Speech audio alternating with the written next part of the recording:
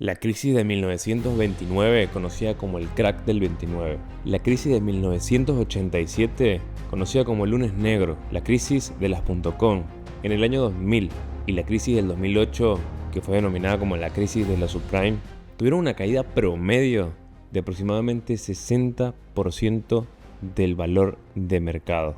No sé si estás enterado o si sigues los mercados realmente, pero Bitcoin hasta no hace un par de semanas atrás, desde el momento en el que grabo este video, estaba valiendo aproximadamente $123,000 cada Bitcoin. Y en cuestión de semanas, literalmente de días, el precio de Bitcoin cayó hasta los $83,000, incluso con órdenes por debajo de los 72,000.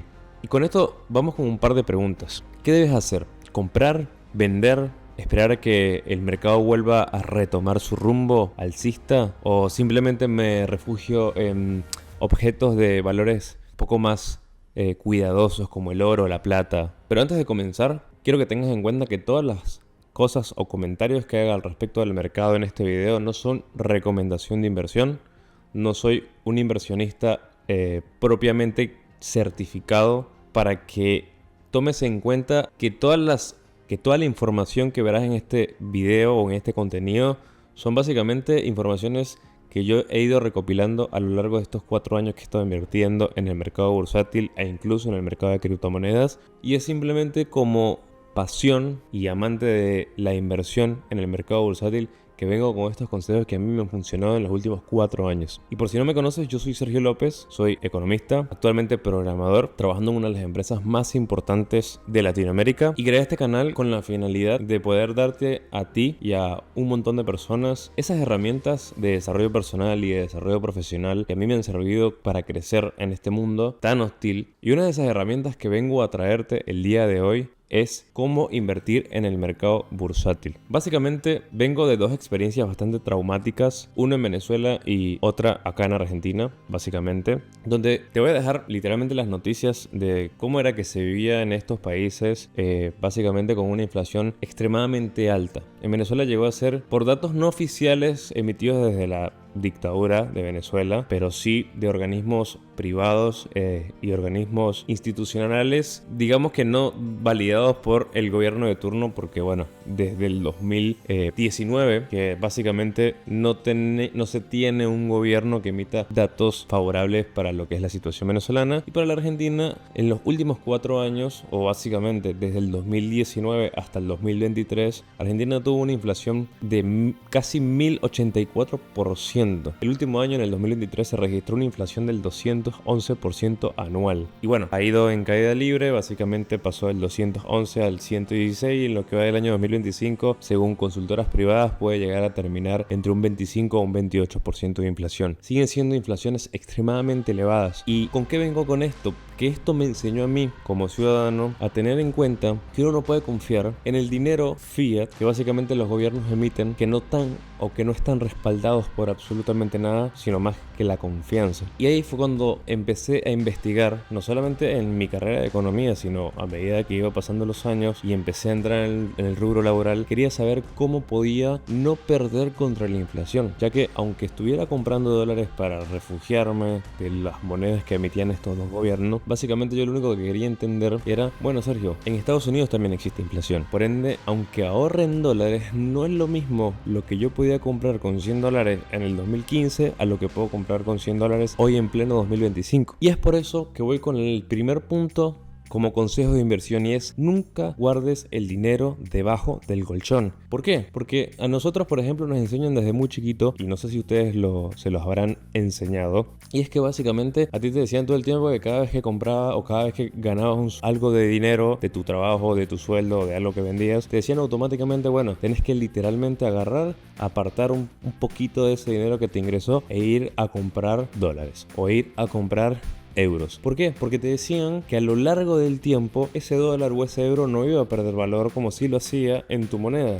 Pero déjame decirte que literalmente el dinero estadounidense o el dinero europeo o cualquier moneda a nivel internacional no deja de ser sino simplemente dinero fiat. Porque para que entiendas de dónde viene el dinero fiat, es básicamente ese billete que está siendo emitido por un organismo centralizado de cualquier gobierno, que en este caso, bueno, en Estados Unidos es la Fed, que es la Reserva Federal de los Estados Unidos, que es una entidad privada, pero que no sigue, o básicamente sigue siendo una entidad que sigue emitiendo dinero en base a la confianza del gobierno. Y aquí es cuando yo te vengo a explicar qué es esa transacción, porque el dinero no es más que una transacción de algo que nosotros le damos valor a un objeto, y antes eso se hacía mediante el oro o la plata. Tú, para comprarte, no sé, un caballo o una vaca, valía X cantidad de onzas de oro. Entonces, en el momento en el que los gobiernos empezaron a desarrollar este dinero, todo este dinero iba respaldado en lo que nosotros conocemos como el dinero fiat, y un dólar valía una onza de dólar,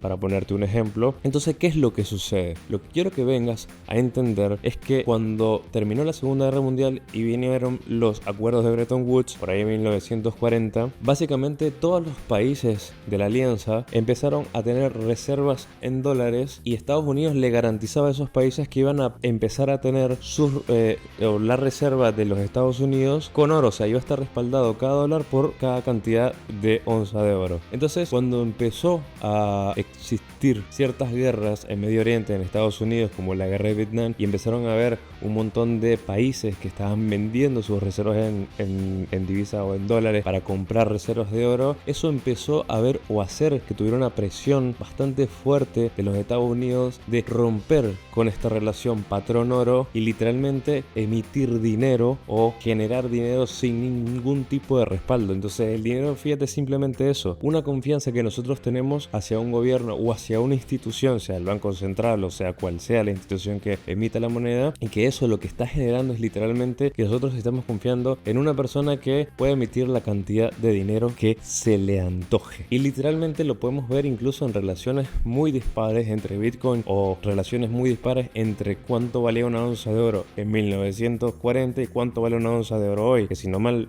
recuerdo, por lo menos hasta la fecha donde tengo grabado este video, una onza de oro vale aproximadamente casi $4.100. O sea, estamos hablando que la relación patrón-oro se rompió exponencialmente hace casi 80 a 90 años atrás. Entonces, ¿por qué te recomiendo que no ahorres tu dinero debajo del colchón? Porque literalmente hoy en día, con la tecnología, tenemos un montón de herramientas que puedes utilizar para literalmente agarrar lo que sea que estés ganando, sea en pesos, sea en bolívares, sea en soles peruanos, sea en pesos chilenos, sea en dólares o lo que sea. Tú puedas agarrar ese dinero y empezar a guardarlo en activos que mantengan su valor a largo plazo. Y aquí es donde vengo con el segundo punto, que es básicamente ahorrar en bonos o en letras del tesoro. No sé qué herramientas puedan haber en otros países. Yo te voy a hablar particularmente de Argentina y literalmente de Estados Unidos. Hay un par de herramientas ahí que puedo simplemente recomendarte.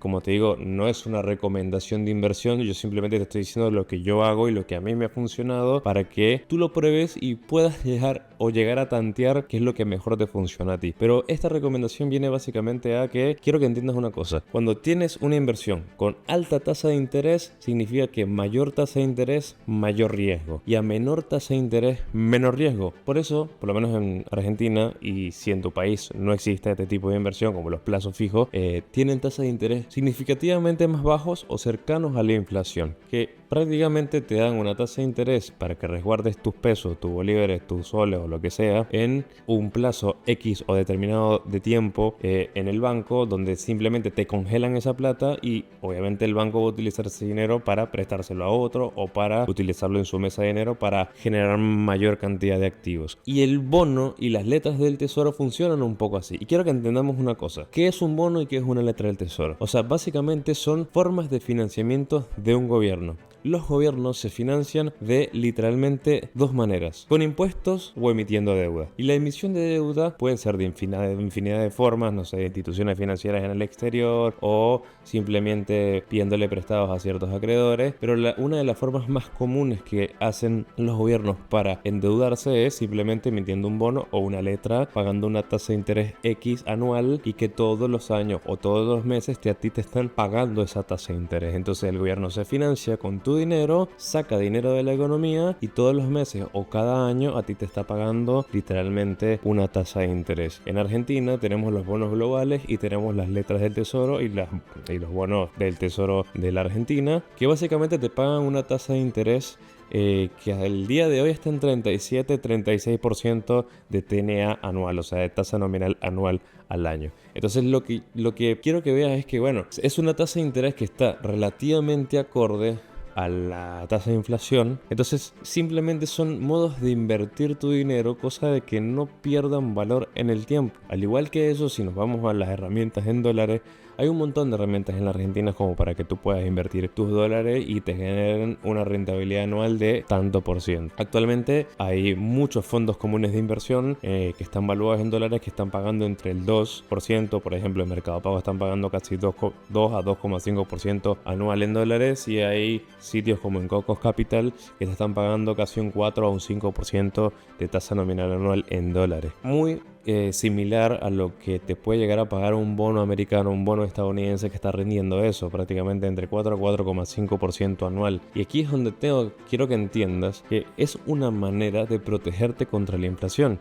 Y así, cuando vos termines, no sé, compraste $100 en bonos americanos, y esos bonos americanos te rinden un 4% anual, bueno, cuando termine el año, a ti te van a dar esos $4. Supongamos que va a depender de la herramienta de inversión, puede ser dividido en 2 o en 3 partes, pero la realidad es que quiero que entiendas una cosa. Esto es simplemente para que mantengas el valor de tu dinero en el largo del tiempo, porque si tú mantienes ese dinero, como dije en el punto anterior, guardados al colchón, si la inflación fue del 3%, tú perdiste un 3% del valor de tu dinero. O sea, perdiste un 3% o un 10% o un 5%, dependiendo de cuál sea la inflación de tu país, de poder adquisitivo. Con lo que podías comprar hace un año con ese dinero, vas a poder comprar menos cosas. Y como hice casi una breve introducción sobre qué eran los fondos comunes de inversión, desde que empezaron estas tecnologías de billeteras virtuales como Mercado Pago, Nubank en Brasil, Ualá, que también está en Argentina, en México y otros países latinoamericanos, estas billeteras virtuales tienen una herramienta que se llama fondos comunes de inversión. Es básicamente que tú dejas tu dinero en tu cuenta, y este dinero en cuenta tú le estás dando como un permiso de aceptar términos y condiciones que casi nadie lee, pero tú le das un permiso a estas billeteras virtuales para que estas billeteras virtuales literalmente utilicen tu dinero de la cuenta para empezar a invertirlo en fondos que generen una rentabilidad a largo plazo. Va a depender mucho literalmente de cuál es la billetera que estás utilizando, sea Ualá, sea Nubank, sea Bruan, sea Mercado Pago, que te empieza a generar cierto rendimiento. Actualmente en Mercado Pago está rindiendo entre un 22 a un 29% de tasa nominal anual. Está un poquito por debajo de la inflación, pero como les digo, la diferencia de los bonos y las letras del tesoro, que tenés que dejarlo con un plazo de tiempo determinado, al menos que hagas trading con bonos y letras, que la verdad que no lo recomiendo, pero hay gente que tradea bonos y letras. Los fondos comunes de inversión, la facilidad que tiene es que puedes retirar el dinero al instante. O sea, si vos tenés ese dinero guardado en tu cuenta de Mercado Pago, todos los días te va generando rendimientos, pero si te necesitas salir a comprar algo en el chino o ir a comprar algo al supermercado, no tenés esa plata retenida, sino que la tenés de libre disponibilidad. Entonces básicamente esos rendimientos diarios van variando, como lo dice la palabra, día tras día. Un día tenés una tasa de interés nominal anual del 30%, al día siguiente la tenés de 22%, al día siguiente la tenés de 25%, entonces te va generando intereses un poco más fluctuantes, pero con el beneficio de que primero no estás perdiendo dinero por culpa de la inflación, o sea, no estás perdiendo poder adquisitivo, y segundo, literalmente estás utilizando ese dinero para aprovecharlo día tras día. Hay un montón de reglas que, si quieren verlo más adelante, lo pueden dejar en la caja de comentarios, pero hay muchas personas que hacen sus compras con el dinero de la tarjeta de crédito, que básicamente no es tu dinero, es dinero del banco, y dejan su dinero de manera estática en el Mercado Pago. Yo te recomendaría que, si vas a hacer eso, te pongas un límite tú mismo de decir, bueno, voy a gastar este mes 750.000 pesos con la tarjeta, voy a dejar 750.000 pesos en el banco. Entonces eso te va a generar un rendimiento, supongamos, de 40.000 pesos, para dar un ejemplo, y cuando termines de utilizar o tengas el cierre de la tarjeta y te toque pagar el vencimiento de la tarjeta, literalmente agarraste esos 750.000, pagaste la tarjeta y te queda un dividendo o ese spread de ganancia que te da el hecho de estar dejando este dinero ahí guardado. Lo puedes dejar a un plazo fijo u otras herramientas de inversión que hablaremos un poquito más adelante. Y el cuarto punto es que inviertas en índices bursátiles. ¿Qué es un índice bursátil? Te voy a poner un par de ejemplos como para que lo tengas presente, pero en el mundo de la inversión tú tienes un montón de acciones que representan una empresa o un bien o lo que sea. Supongamos que tienes Amazon, Nvidia, Mercado Libre, Apple, Google, etcétera. Hay un montón de acciones y digamos que tú no sabes en qué invertir. Como no sabes en qué invertir, porque tendrías que estar investigando cuál es la ganancia de estas empresas, cuánta deuda tienen, si tienen o no tienen proyectos a futuro, cuáles son esos proyectos a futuro, si son rentables o no. Porque lo que estima ciertamente, y es una frase que se utiliza en el mundo de la inversión, es que lo que se estima cuando el precio de un activo sube es cuánto va a generar ese activo a futuro. De ahí es donde más o menos vienen las crisis. ¿Por qué? Supongamos la crisis de las .com en el año 2000. En ese momento, un montón de inversionistas gastaban y literalmente quemaban guita por cualquier empresa que tuviera .com en su filial. Literalmente, no sé, alguien llegaba, se abría una tienda de ventas de comida para animales y automáticamente decía, no sé, veterinarias.com. Y iba a un grupo de inversores, le presentaba la idea de esta página web donde se iban a vender productos para animales y todo el mundo empezaba a meter un montón de dinero. El hecho es que no existieron, o hubieron un montón de empresas que literalmente no fueron rentables. Y ahí fue cuando la burbuja explota y solamente quedan como unas cuantas empresas o las Big Tech, como les llamarían, como Google, como Amazon, como eBay y un montón de empresas más a las que literalmente no es que no le afectó, porque obviamente sí le afectó esta crisis, pero que el hecho de estar invirtiendo acción por acción es un poco más arriesgado que lo que harías haciéndolo con un índice bursátil. Y te voy a poner 3 ejemplos básicos. Tenés el Nasdaq, tenés el Dow Jones y el más conocido de todos, que es el S&P 500. Simplemente son índices que aglomeran un montón de acciones a las cuales literalmente solo se manejan en base a determinadas características que determinan si tener o no tener cierta empresa. Supongamos, o vamos a poner el ejemplo del S&P 500. El S&P 500 son las 500 empresas más grandes de los Estados Unidos. Si hay una empresa que cae en su valor de acción por debajo de lo que serían las 500 mayores empresas de los Estados Unidos, pasó de 500 a 501, automáticamente el índice lo saca e incluye la que la superó en valor de mercado. Entonces, ¿a ti qué te garantiza eso? Básicamente lo que te garantiza este índice bursátil es que vas a tener las 500 mejores empresas a lo largo del tiempo. Cuando tú inviertas en ese índice bursátil, estás invirtiendo en las 500 mayores empresas. Es como si tuvieras literalmente una participación en las 500 mayores empresas de los Estados Unidos, donde están Coca-Cola, Pepsi-Cola, McDonald's, Starbucks, Nvidia, Mercado Libre. O sea, hay un montón de empresas que están incluidas ahí y es una muy buena forma de poder invertir tu dinero sin la preocupación de que vas a perder dinero, porque literalmente lo que dije en un principio del video, este índice bursátil tiene una ganancia promedio en porcentaje de entre el 8 al 13% anual. O sea, estamos hablando que un montón de personas que invirtieron hace 40 años atrás tan solo $200 al mes, haciéndolo juiciosamente todos los meses en este índice bursátil, solamente en este índice bursátil pudo haber llegado a generar en 40 años casi $1.200.000, con caídas en el medio, porque tuvimos la crisis del año 2000, tuvimos la crisis del año 2008, tuvimos la crisis literalmente del COVID y en el 2025 hubo la crisis de los aranceles, donde básicamente el mercado cayó casi un 25% en tan solo un día en el momento en el que Donald Trump hace el anuncio de los famosos aranceles en Estados Unidos. Y aquí es donde quiero que entiendas que a pesar de todas esas caídas siempre hubo una recuperación en el índice bursátil, por lo que tú a largo plazo, si inviertes en este índice bursátil, vas a terminar ganando siempre y vas a poder cuidar el valor de tus ahorros. Y una de las últimas puntos quiero que sepas es que puedes invertir también en empresas de manera individual, dependiendo de la aplicación que uses, pero por lo menos acá en Argentina está todo centralizado en una institución llamada BIMA, que es la que básicamente organiza la compra y venta de CDRs, que es simplemente el cambio de acciones que puedes comprar. Y yo, por ejemplo, cuando voy a comprar acciones o voy a comprar CDRs, que es básicamente lo mismo, yo lo que intento siempre es comprar acciones de empresas en las que yo tengo confianza que a largo plazo va a darle valor al mundo. Entonces, claro, supongamos, no es, como dije desde un principio, no es recomendación, pero si a ustedes les parece útil, es como que yo tengo una Mac, entonces me gusta invertir en Apple porque utilizo la tecnología en Apple y sé que vale la pena. Todo el tiempo uso herramientas de Google y para mí Google, aparte de la inversión que tiene en inteligencia artificial, está haciendo de manera exponencial. Siento que aporta valor en mi vida, entonces compro acciones en Google, compro Coca-Cola porque tomo todo el tiempo Coca-Cola cero. amo la Coca-Cola, voy como agregando a mi cartera ciertas acciones o ciertos CDRs a los que yo sé que a largo plazo están no solamente cambiando el mundo, sino simplemente cambiando mi pequeño mundo, que es básicamente mi vida. Obviamente esto tiene que ser con mucho cuidado porque literalmente uno tiene que revisar todos los parámetros de la empresa, como por ejemplo revisar trimestralmente cuánto están generando de ganancias, cuánto están generando de pérdida, si tienen o no tienen deuda, cuántos empleados tienen, si el negocio es rentable o no, como que todas esas características que si quieres que haga un video al respecto de cómo se podría evaluar o no una empresa antes de comprarla, déjanos en los comentarios y podemos hacer un video de análisis con respecto a eso. Pero en una pequeña entrada, yo siempre digo que, por ejemplo, uno de los inversores más grandes de la historia, que ha sido Warren Buffett, él siempre compraba en compañías que él conocía perfectamente, y eso hizo que él perdiera un montón de oportunidades para comprar acciones de empresas como Google, porque cuando él empieza a promocionar su empresa de inversiones,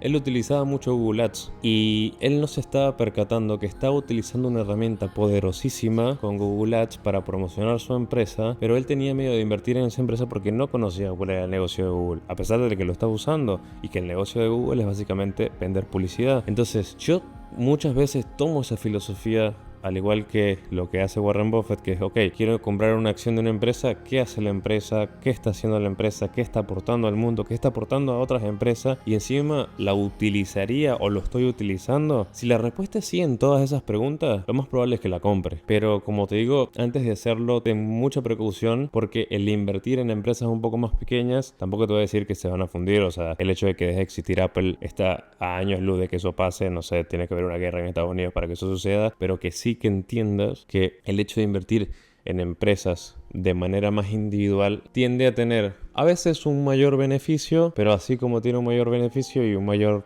tasa de interés de ganancia, también es un poquito más arriesgado.